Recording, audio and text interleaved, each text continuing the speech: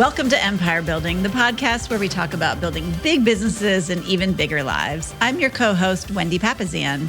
I'm Seychelle Van Poole. And I'm Sarah Reynolds. This month is Women's History Month. Women's History Month for us has a special meaning because we very clearly realize that without standing on the shoulders of just incredible, strong, dynamic, gritty, smart women that have paved the way for us, we wouldn't have the opportunities that we have had to pave the way for other women. And so for us, we wanted to take a moment and celebrate and champion and amplify some of the women that have impacted us. Some are historical, some are actually more recent, and share some great stories with you of women that have impacted our world and impacted us personally. So without further ado, I'm going to let us jump in and we're going to share for Women's History Month some of the women that have made a difference for us. So when you all think about it, what are some of the names for you? Well, the first person that pops up, and I don't talk about her a lot, but was my boss when I lived in New York City. And when I got to New York, I interviewed at two companies. One was this little public relations and marketing firm that helped nonprofits and colleges with their New York PR. And the other one was actually a women's organization run by Bella Abzug, who's pretty famous. Yeah. She's a pretty famous pioneer of women's rights. And anyway, I picked the PR firm because it paid more. And it was a really good decision because it was a really small company. It was about 6 or 7 people, run by an incredible woman named Carol Halstead, who was just, the epitome of an entrepreneur. Like, that's the only way I could describe her. And without really knowing it, she taught me so many lessons about business and being a small business owner and loving on your employees and being generous with your time and all of the things that I hope to impart to the people in my world. And you do. Thank you. Well, and the hard thing about that is my last year there, she actually got cancer. And after I moved to Austin, she died. She died of cancer. And here was this incredibly, and I just don't talk about it a lot, but it affected me more than I think I realized, because she had 2 beautiful daughters who were in their early 20s when she died, and incredible husband, actually, who ran the Halstead Property Company, which was a big New York firm then. And that's kind of how I got my first taste of real estate. But just also this. I think she cemented in me this idea that you don't get to live forever. You have to take advantage of the time that's in front of you. And, I have my memento mori coin, which is basically a reminder that everybody dies. And so that's why I try to squeeze everything out of every day, because we're never guaranteed another one. Yeah. So true. That's absolutely right. I think about my first internship in college. I worked for, she was in her early 20s at the time, actually. Her name was Tracy Curette Ward. And she taught me so many things. But, coming in as a really gregarious 17-year-old ready to learn, she really taught me what it was like to show up in an organization, how to be able to work within a team. And some of the advice that she gave me, I still use today. But one of the most important things was when I was actually looking for my first full-time position, where she said, the best way to get your foot in the door is actually to ask questions. It's not to show up with the answers. And if you can ask for informational interviews instead of a job, you're going to have more jobs than you know what to do with. And in New York, that was what I did. And she gave me the advice to cold call every single CEO and ask for an informational interview with them. And after 12 different, ad agencies later and meeting with every single CEO, I had a job offer. But it was Tracy that really, Wow. we still stay in touch. Yeah, we still stay in touch too. But it was really her influence and encouragement and, and really saying like, if this is what you want, go for it. Like, don't let anybody else tell you no. Don't let anybody else discourage you. Like stay true to who you are and go after what you want and ask questions because questions get you offers. And I just thought that was beautiful advice. And I probably wouldn't have moved to New York and had the opportunities I had if it wouldn't have been for her. So I'm very thankful for her. Oh, me too. Me too. I'll keep with the trend here in terms of our first or starting of our careers. I had a manager. So in college, during the day, I went to classes and then I started working at about 14 years old. I've always loved to work. But in college, I worked at New York and Company, the store, who, by the way, I think I might have shared this during our favorite things, but they're online. They removed all their stores, physical stores, but you can get the best dresses from New York and Company. It's a great dress place for that inexpensive too. Great clothes. Anyways, so I worked there, and my manager put that in the show notes. Yeah. Yes, I will. Her name was Melissa, and I learned at a very young age what it was to have a leader that treated me like a friend, but then kept a distance away to still hold me accountable. And I think that's a very fine line we walk when we're leading and managing people. Is like, how do you show your people that you care about them, that you care about their world outside of their job, and at the same time hold them accountable. And so she taught me that. And I a lot of what I do now with that came from her. And so I'm so thankful for her and the impact she made on my life. I love that. Well, it's interesting, like how all three of us had these really strong influences early on in our careers that kind of gave us encouragement to keep going. I wonder what our worlds might, I mean, we're all three pretty determined humans, but I wonder like what our path would have looked like if we had people less supportive early on.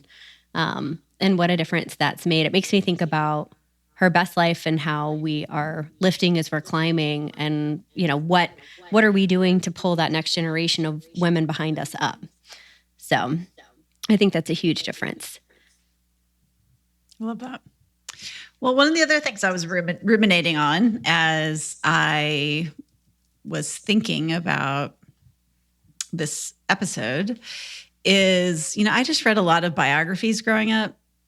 And I don't know, I still love biographies. I read a lot of biographies, I guess because I'm a people person. And when I was Googling like famous women who have changed the world, a lot of these biographies that I read came up. And I think it's so important, especially for young women, to hear the stories of other women's success. I don't know why it's more important for women, but it just really is. It's just more important. And so that's part of the, the mission of Her Best Life is to amplify each other's stories. Like we all need to hear it. And I've had so many people come up to me, and I know you guys have too, saying like, hey, just thank you for sharing your story. Like you sharing your story really impacted me. And so for those of you who think maybe you don't have a story to tell, it's just not true. You do have a story to tell, and you should be out there telling your story and inspiring others as you grow, and also listening to stories of those that have come before you. But the two things that popped out at me were there was a woman named Bessie Coleman. She was actually the first African-American female pilot. She was like the Black Amelia Earhart.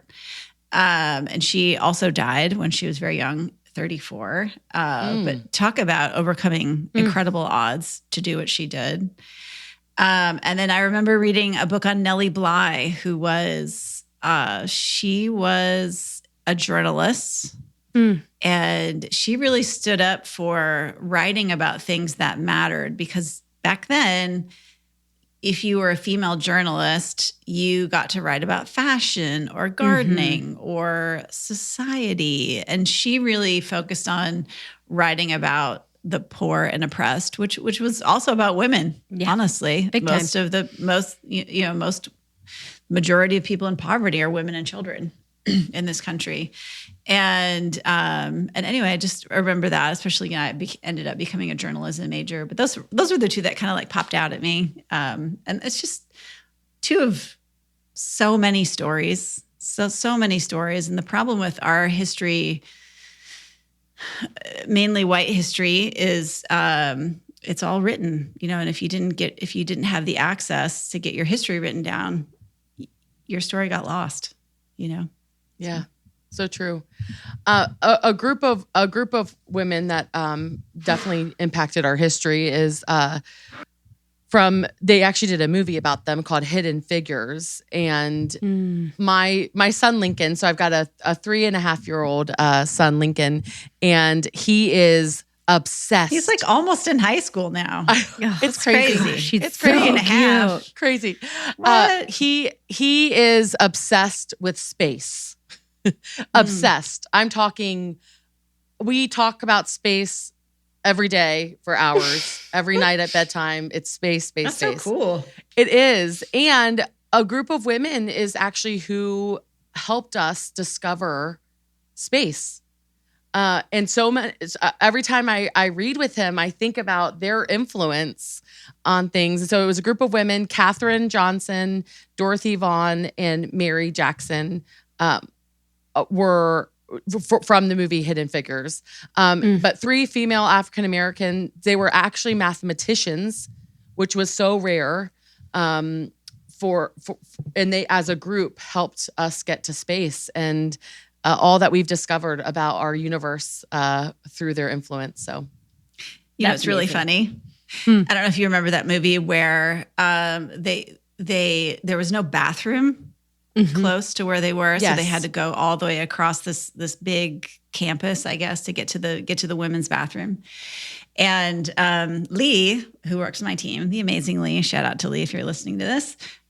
She was telling me, her daughter is a rocket scientist who works at NASA, which is incredible. And she basically said it hasn't changed a lot. Like, her daughter has to go not across campus, but A long ways. it's a struggle for her. Yeah. And she's wow. pregnant. And so it's like, she's just every 10 minutes. Some things then. never change, Some things never change. Yeah. Well, we've But isn't that fascinating? come so far, yet it's such a reminder that we still have a long ways to go. And Quinn's school, we're in the first Dallas ISD elementary school that they have ever had in downtown Dallas. So our city is 160 years old. There's never been an elementary school in downtown Dallas.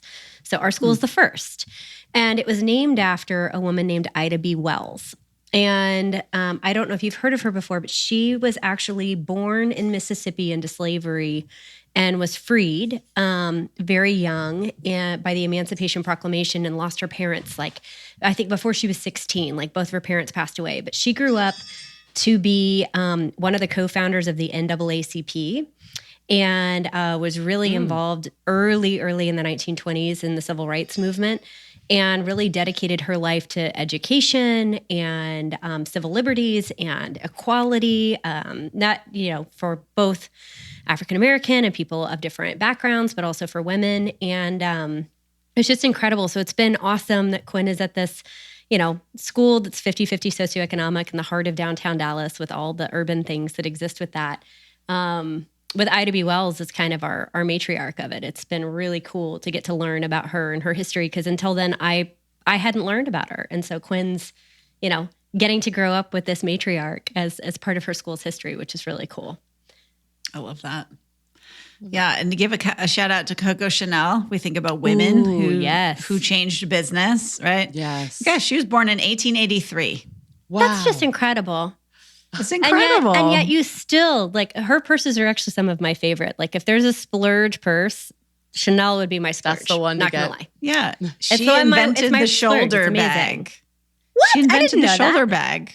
Ugh, Before that's that, women just carried these little clutches around. which is True. very, Which is- not convenient. It's honestly. bullshit. Yeah. No, it's bullshit. Well, how am I going to put my stuff in because there? women have no pockets, right? What am There's I no gonna do? pockets in any clothes. There's no Yeah. pockets in my dresses So- yet. Come on. Yeah. So Coco was like, hey, let's put a strap on this thing. So smart. Hello, so smart. And what I love about her is, I think for a lot of women, you have to walk this fine line of being sexy, attractive, feminine, and then also a business owner, you know? And I think she undoubtedly did that better than anyone. And I think last year her brand, which is still going, so she's got a legacy business, was valued at over $13 billion. So wow, not too unbelievable. Bad. Not too That's bad. not too shabby. You know who I think about like a modern day Coco Chanel would be like a Sarah Blakely. for sure. Totally. Like she to me would be modern day Coco. I love her. Incredible. She put shoulder straps on ladies' lingerie. Really. Just Well, think about it. Actually, it was weird because I saw when it's like on Facebook or I don't know, the internet or something where they had this girdle. Yeah. Which I guess I knew what a girdle was. I've never worn a girdle, but it's what you wore before Spanx. It was like it's modern shapewear, Spanx. but it had like bones in it, like so uncomfortable. You know, it made you look good, but oh gosh, God, the things the women put up with. I know. Insane. I got to learn a lot about Betsy Ross, Olivia, my oldest, and talk about growing. So she's 10 on Saturday. my gosh. First baby. Double digits, baby. I'm officially a mom now. I feel like if you have a 10-year-old, it's like I'm official. Like I'm staying around as a mom. Yeah. I think it's official right when they're born, but I don't think there's a 10-year vesting period. But I learned so much from her, and so she did a speech, a presentation on Betsy Ross, and she's my little speaker. I mean, she loves to public speak and does such a phenomenal job, and so she really brings you in as she's speaking, and you learn so much. And Betsy Ross had multiple husbands pass away, and then was asked to make the American flag, and didn't let any of her family stuff be an excuse to not contribute. And I think that there's something to be said for that, with grit, and everyone's life is hard. I think so many times we see people's lives and we only see the good, especially on social media, right? But everyone struggles, and to hear about some women that had some really big personal struggles. She lost one of her babies under 1 year old, and just had a lot of death around her, but yet still made an impact on our country. So that was cool.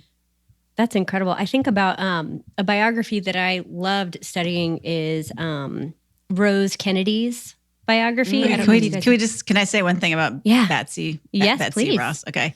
Just it's something funny, and then we can talk about something serious. But so Jay has this, Jay's mom is like really good at framing all these funny things that Jay did as a kid. And so there's this little essay that Jay wrote, and it says Batsy Ross. This is Batsy, big letters, Batsy Ross. And it said, Batsy Ross had a flag. Its name was Old Say. You know, like, oh, say, can you see? Yeah. You know, Old Say. And it's just like really funny. I don't know. It was hanging in his room. It's really sweet. So sweet little Jay. I know. Anyway, sorry. No, I love that. We have to see if we can get a picture of that.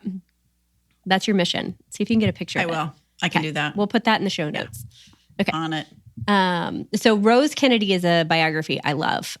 She had 9 kids and was married to Joe Kennedy, who was a ambassador for the U.S. in the United Kingdom. So they like lived over there for a while and then came back, right? And of course, her kids, if you think about it, right? She had John F. Kennedy, who they called Jack. She had Robert. She had Ted, right? All went on to national political like fame. But also, like, if you think about it, she lost how many of her kids? She had Joseph, her oldest son, died in World War II. Kathleen, her daughter, also died as a nurse in World War II. So she had 2 there. Then she had Jack and Robert. So 4 of her 9, sorry, she had 9 kids. 4 of her 9 kids passed away while she was still alive. Wow. And then her husband had a stroke and passed away. And then one of her daughters had a lot of disabilities and a lot of life struggles. And so I think about that. 5 of her 9 kids plus her husband passed away like during her lifetime. And yet she kept going. And she kept persisting and, was really a big part of carrying on JFK's legacy after he passed away. She and Jackie Onassis were the ones that really created Camelot And like how we know all of his legacy is because Rose carried it on. And one of the things that she did as a parent that I took notes from was she carried around index cards in her purse. And anytime the kids did something interesting, she would just write down their name and date and what they said or did. And then she just put it in a little like a recipe box.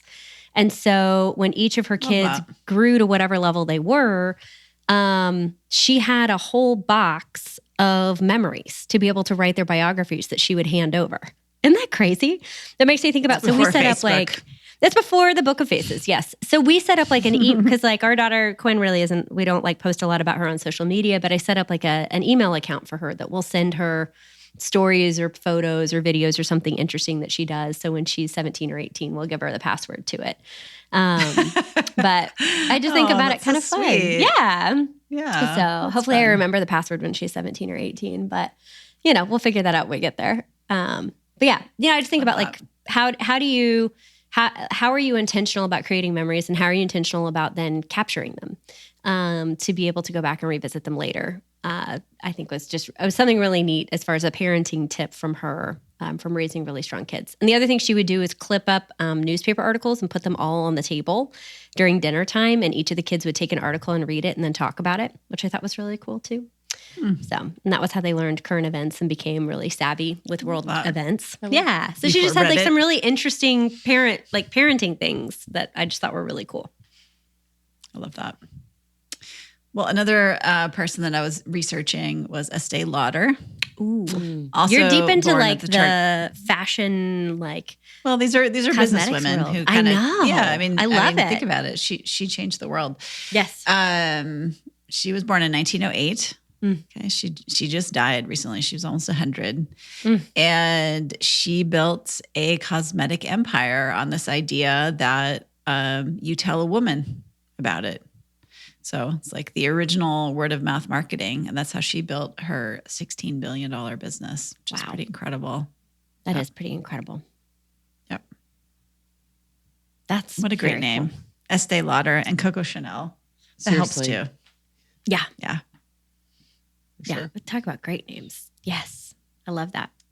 You should go as like Coco Seychelles. That'd be a great Halloween costume for you. It really would be. That's my cat's name. Coco Seychelles? No, it's Coco. But I like. Oh. Is that my stage name? Should that be? That's your stage name. It's my stage name. Coco Seychelles. Yeah. I love it. Or like, what was it that we? Oh, sorry, Sarah. Go ahead.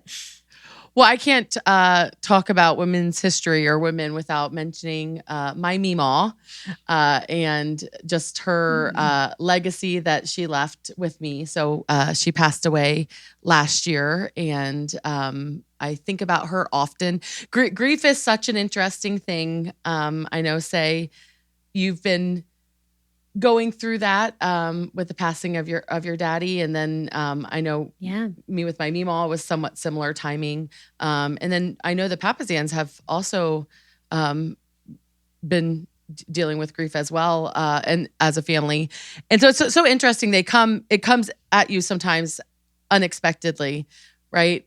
And we had onboarding. We were onboarding a group of agents, and we always show a video of the history of our company and of our family, because it's still very much a family-owned business. And in the video, I talk about my grandparents and I talk about my Meemaw, and I forgot that was going to be played.